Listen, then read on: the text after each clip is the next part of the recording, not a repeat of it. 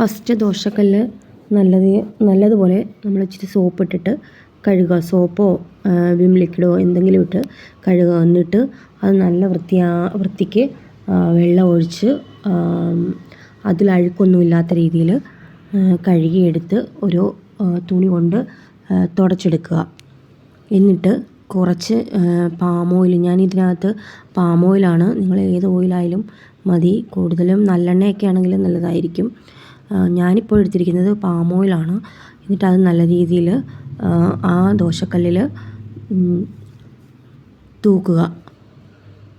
എന്നിട്ട് അടുപ്പിൽ വെച്ചിട്ട് ആ എണ്ണ തൂത്ത് കഴിഞ്ഞ് കുറച്ച് സവാള അരിഞ്ഞ് അതിലേക്ക് ഇട്ടിട്ട് സവാള വഴന്ന് വരുമല്ലോ, അതുവരെ കല്ല് ചൂടാക്കുക.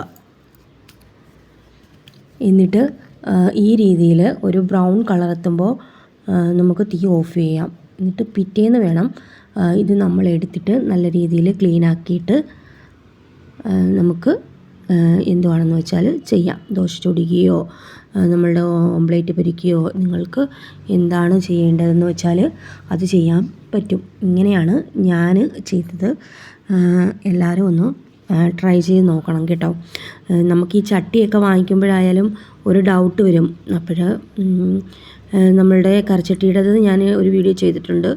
അതുകൊണ്ട് ഈ ബ്രൗൺ കളർ കണ്ടോ, ഇങ്ങനെ ആവുമ്പോൾ തീ ഓഫ് ചെയ്യുക. എന്നിട്ട് പിറ്റേന്ന് വേണം അത് പിറ്റേന്ന് വരെ അതങ്ങനെ വെച്ചിരിക്കുക. എന്നിട്ട് നമുക്ക് ഇതേപോലെ മുട്ടയോ എന്തെങ്കിലും പൊരിച്ച് നോക്കാം.